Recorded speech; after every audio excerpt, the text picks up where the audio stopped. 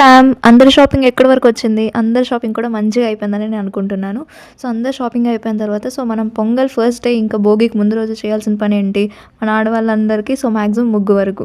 మేము ముగ్గు వేయడానికి ఒక పెద్ద టెన్షన్, అంటే ముగ్గు వెతకడానికి ఇంకొక పెద్ద టెన్షన్. ఈ మోడల్ ప్రీవియస్ ఇయర్ రిపీట్ అయింది, ఆ పాస్ట్ ఇయర్ రిపీట్ అయింది అనుకునేసరికి ముగ్గు దొరకడానికి మాకు లిటరల్లీ 3 అవర్స్ అయితే పట్టింది.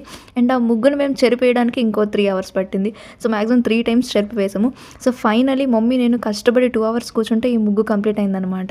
దీన్ని వేస్తున్నప్పుడల్లా ఏ కలర్ దేనికి అని చెప్పి అదొక టెన్షన్. మొత్తానికి ముగ్గు అయితే చాలా అవుట్‌పుట్ అయితే చాలా బాగా వచ్చింది. చాలా బాగా వచ్చింది. నాకైతే చాలా బాగా నచ్చింది.